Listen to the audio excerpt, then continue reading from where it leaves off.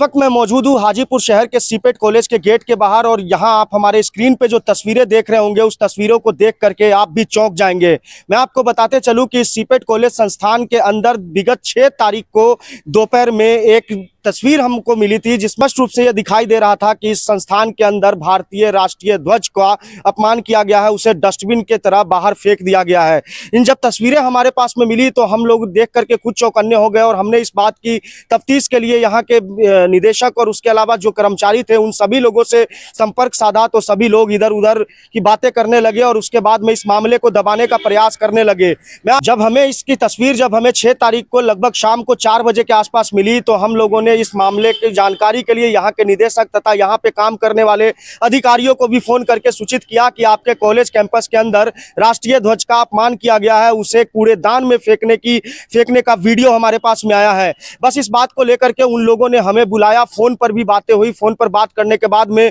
हमें ये समझाने का प्रयास किया गया कि गलती हो गई, उसे हम सुधार लेंगे, लेकिन ऐसा बिल्कुल भी नहीं था। जबकि हम लोगों ने फोन पर यह बात उनको कही थी कि आपके कॉलेज में इस तरीके से राष्ट्रीय ध्वज को अपमानित किया गया है, लेकिन यहाँ के जो निदेशक है और यहाँ के जो कर्मचारी है उन लोगों ने इस बात को दबाने का प्रयास किया। और मैं आपको बताते चलूं कि आज से 4-5 दिन पहले लगभग 20 तारीख को 11-12 बजे के आसपास जब हम इसी मुद्दे को लेकर के जब यहाँ के निदेशक और यहाँ के अधिकारियों के पास में मिलने के लिए आए तो उन्होंने हमें अपने केबिन में बुलाया और केबिन में बुला करके वो हमें समझाने लगे कि हमने यहाँ के लोगों को रोजगार दिया है, सीपेट की एक अपनी गरिमा है, उस गरिमा को आप लोग खराब नहीं कीजिए। इस बात से हम बिल्कुल सहमत है कि हाजीपुर के लोगों के लिए, हाजीपुर के जो स्थानीय लोग हैं उन लोगों के लिए सीपेट संस्थान ने बहुत कुछ किया है, लेकिन राष्ट्रीय ध्वज का अपमान, वो भी एक ऐसे संस्थान में जो कि सरकार का संस्थान है, वहां पर कितना शोभनीय है ये तो आप जान ही सकते हैं। मैं आपको बताऊं कि मैंने यहाँ के निदेशक साहब को यह भी कहा था कि आप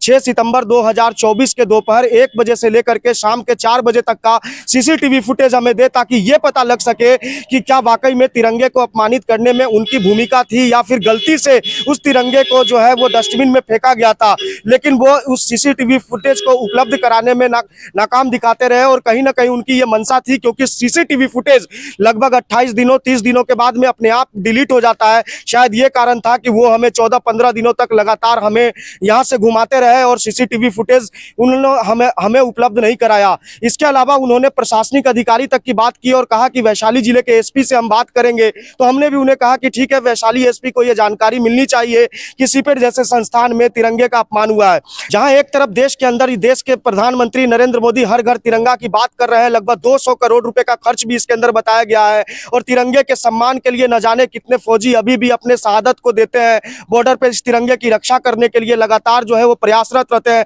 सरकार लगातार योजनाएं बनाती है, लेकिन देश के अंदर रहने वाले जो भी लोग हैं और सरकारी संस्थान है, उस संस्थान के अंदर तिरंगे को इस तरीके से अपमानित करना कहीं ना कहीं प्रश्न चिन्ह खड़े कर देता है। मैं आपको बताऊं कि इससे पहले भी रामविलास पासवान, जो कि यहाँ हाजीपुर के सांसद और पूर्व केंद्रीय मंत्री थे, जिन्होंने सीपेट संस्थान की स्थापना की थी, उनके शिलापट को भी उखाड़ने का वीडियो काफी वायरल हुआ था, जिसके अंदर यहाँ के लोग जो भी अधिकारी थे वो इस मामले से बचते हुए नजर आए थे। ऑपरेशन जिसके अंदर यह साफ देखा गया था कि उनके शिलापट को उखाड़ के फेंका गया। लेकिन उसके कुछ दिनों बाद ही चिराग पासवान का एक ट्वीट आया था और उन्होंने ये कहा था कि इस तरीके की पुनरावृत्ति की घटना दोबारा नहीं देखी जाएगी। लेकिन उसके कुछ दिनों के बाद ही इस तरीके की तिरंगे को अपमानित करने वाली ये तस्वीर कहीं ना कहीं देशवासियों को विचलित कर सकती है। और मैं आपको बताऊं कि संविधान की धारा के अनुसार तिरंगे को अपमान करने की सजा लगभग 3 साल और कई आर्थिक दंड है। लेकिन अगर सरकारी संस्थान, जो कि सरकार के द्वारा पोषित जो संस्थान है, उसके अंदर अगर तिरंगे को इस तरीके से अपमानित किया जाता है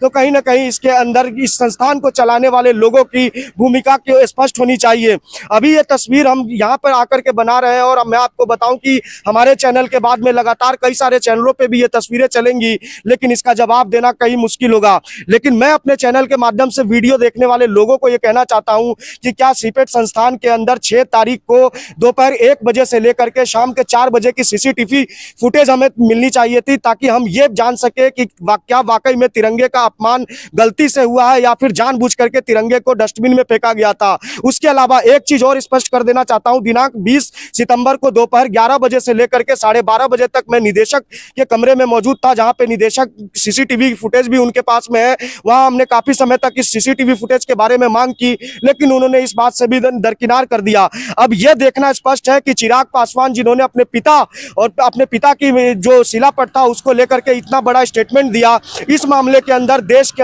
के प्रधानमंत्री, गृह मंत्री, यहाँ के कलेक्टर और यहाँ के जो स्थानीय सांसद है, इस मामले में क्या एक्शन उठाते हैं वो आने वाला वक्त ही बताएगा। इस मामले में आगे क्या होता है ये अपडेट हम आपको देते रहेंगे। बहुत बहुत धन्यवाद।